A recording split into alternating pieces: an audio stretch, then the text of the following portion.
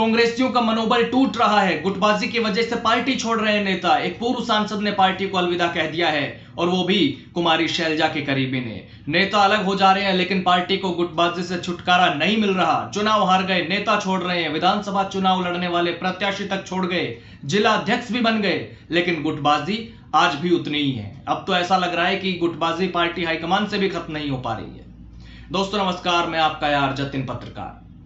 हरियाणा कांग्रेस की गुटबाजी पूरे देश में चर्चित है। सब जानते हैं कि हरियाणा कांग्रेस में गुटबाजी कितनी हावी है। प्रदेश में छोटे से लेकर बड़े लेवल तक, यानी नीचे से लेकर ऊपर तक गुटबाजी का बोलबाला है। और इसका आलम यह है कि नेता पार्टी छोड़ रहे हैं, बड़े बड़े नेता पार्टी छोड़ गए।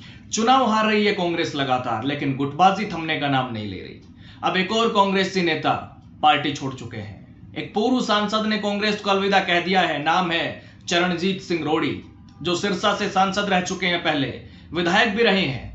अब कांग्रेस छोड़कर वो बीजेपी में शामिल हो गए हैं। चंडीगढ़ में उन्होंने बीजेपी ज्वाइन की। पार्टी के प्रदेश अध्यक्ष मोहनलाल बड़ोली की मौजूदगी में कुछ और नेता भी इस दौरान मौजूद रहे। इसे कांग्रेस के लिए तो झटका माना ही जा रहा है, लेकिन कांग्रेस सांसद शैलजा के लिए भी बड़ा झटका कहा जा रहा है, क्योंकि चरणजीत सिंह रोड़ी शैलजा गुट के थे। उनको कुमारी शैलजा का करीबी माना जाता था और कुमारी शैलजा ने ही उनको कांग्रेस में शामिल करवाया था।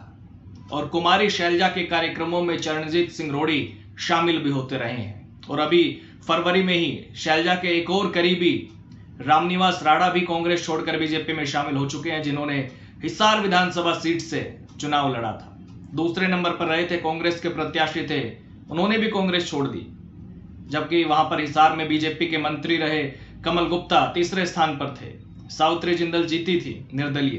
तो रामनिवास राणा बीजेपी में शामिल होते ही अगले ही दिन कांग्रेस पर हमलावर हो गए थे और गुटबाजी को लेकर आरोप लगाए थे गंभीर। कांग्रेस के नेताओं पर चुनाव हराने का भी उन्होंने आरोप लगाया था। खैर, फिलहाल सिरसा में बीजेपी पैर पसारने की कोशिश कर रही है। बीजेपी को भी सिरसा में नेताओं की जरूरत है, क्योंकि सिरसा में बीजेपी के पास कुछ खास नहीं है। सिर्फ कांडा परिवार के रूप में ही पार्टी को वहां पर उम्मीद दिखती है। लेकिन इस बार गोपाल कांडा भी चुनाव हार गए। बीजेपी ने उम्मीदवार वापस ले लिया था सिरसा से विधानसभा चुनाव 2024 में गोपाल कांडा के समर्थन में, लेकिन फिर भी गोपाल कांडा हार गए। आदित्य देवीलाल भी बीजेपी छोड़ चुके थे चुनाव से पहले, और सिरसा की किसी भी सीट पर बीजेपी नहीं जीती थी। सिरसा की 5 विधानसभा सीटें हार गई थी बीजेपी। इसलिए बीजेपी तो सिरसा में पैर जमाने की कोशिश कर ही रही है, लेकिन कांग्रेस को यहां पर नुकसान हो गया है, क्योंकि शैलजा के करीबी माने जाने वाले पूर्व सांसद चरणजीत सिंह रोड़ी ने कांग्रेस छोड़ दी है। और महत्वपूर्ण यह है कि उन्होंने कांग्रेस छोड़ने के बाद यह कहा है कि कांग्रेस में घमासान चल रहा है जो रुकने वाला नहीं है। ये सब जानते हैं। कार्यकर्ता कहते थे कि लोगों के काम तो करवाओ, लेकिन यहां बीजेपी की सरकार है, कैसे होंगे। समर्थकों के कहने पर ही बीजेपी में आया हूं, इससे कार्यकर्ताओं को भी फायदा मिलेगा। चरणजीत रोड़ी ने कहा कि कुमारी शैलजा बड़ी नेता हैं और हमारे एरिया के सांसद भी हैं। जो पार्टी में हो रहा है वो सब पता है। ऐसी कोई बात नहीं है। कुमारी शैलजा से 6 महीने से कोई बात नहीं हुई है। कालावाली चुनाव में एक बार मुलाकात हुई थी, उसी दौरान राम राम हुई थी, उसके बाद नहीं हुई। उन्होंने एक मीडिया संस्थान से बातचीत में ये सब कहा। अब मैं आपको एक बार चरणजीत सिंह रोड़ी के बारे में कुछ बताता हूं। दरअसल चरणजीत रोड़ी साल 2000 में सरपंच का चुनाव लड़कर राजनीति में आए थे और 2005 से 2009 तक जिला परिषद सदस्य भी रहे।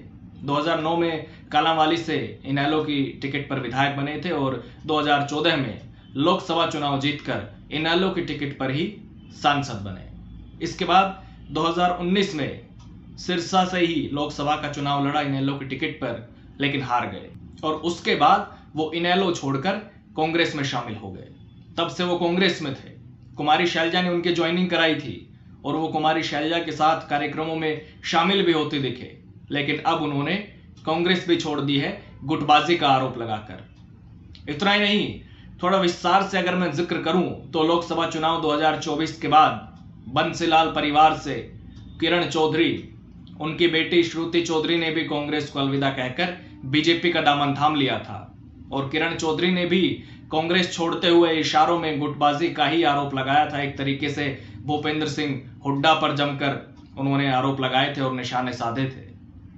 और विधानसभा चुनाव में तो शाम से किरण चौधरी की बेटी श्रुति चौधरी बीजेपी की टिकट पर जीती भी, और अगर थोड़ा उससे भी पहले का जिक्र करूं तो बिश्नोई परिवार समेत कई ऐसे नेता हैं जो कांग्रेस छोड़कर चले गए गुटबाजी की वजह से ही। अशोक तंवर भी चले गए थे 2019 में, हालांकि वो तो अभी 2024 में ही चुनाव के दौरान वापस पार्टी में भी आ गए। राहुल गांधी के मंच पर उन्होंने वापस कांग्रेस ज्वाइन की थी 2024 के विधानसभा चुनाव में। प्रचार के दौरान अंतिम चरण में जब प्रचार चल रहा था चुनाव का, उस दौरान अशोक तंवर वापस आ गए थे कांग्रेस में। यानी ऐसे नेताओं की लंबी कतार है जो गुटबाजी का आरोप लगाकर कांग्रेस को अलविदा कह चुके हैं। और ऐसा भी नहीं है कि हाईकमान इस गुटबाजी से वाकिफ नहीं है, सबको पता है, ऊपर से नीचे तक सब जानते हैं कि हरियाणा कांग्रेस में कितनी गुटबाजी है। इसलिए चुनाव के समय राहुल गांधी ने भी इस स्थिति को भांपते हुए एकजुटता का संदेश देने की कोशिश की थी। हुड्डा और शैलजा के हाथ मिलवाए थे, लेकिन फिर भी कांग्रेस के हाथ से चुनाव फिसल गया, क्योंकि हाथ तो मिलवा दिए राहुल गांधी ने, लेकिन दिल नहीं मिला पाए, जो सालों से अलग अलग है। गुटबाजी ऐसे ही हावी रही है कांग्रेस में सालों से, जो कई बार आउट ऑफ कंट्रोल भी होती रही है। मंच पर नेता लड़ते भी देखे गए हैं, इसलिए 3 चुनाव लगातार हार गई कांग्रेस। 2014 के चुनाव में तो विपक्षी दल भी नहीं बन सकी कांग्रेस, वो भी सत्ता में रहने के बावजूद। इनेलो विपक्षी दल था 2014 में। यानी गुटबाजी का समाधान कांग्रेस में नहीं हो पाया है। आज भी गुटबाजी सिर चढ़कर बोलती है कांग्रेस में। अब देखते हैं कि 2029 के चुनाव की तैयारी किस तरह से कांग्रेस करती है। 3 चुनाव हारने के बाद कोई सबक लिया जाता है या फिर कांग्रेस में गुटबाजी यूं ही चलती रहेगी, क्योंकि कांग्रेस में कई धड़े हैं जिनकी गाड़ी लंबे समय से एक पटरी पर नहीं चलती। हाँ, कई नेताओं ने गुट जरूर बदले हैं, हुड्डा समर्थक शैलजा खेमे में चले गए, इधर से उधर चले गए, लेकिन गुटबाजी नहीं रुक पा रही है। और ऐसा लग रहा है जैसे कांग्रेस आला कमान भी गुटबाजी के आगे पस्त हो गया हो। नमस्कार।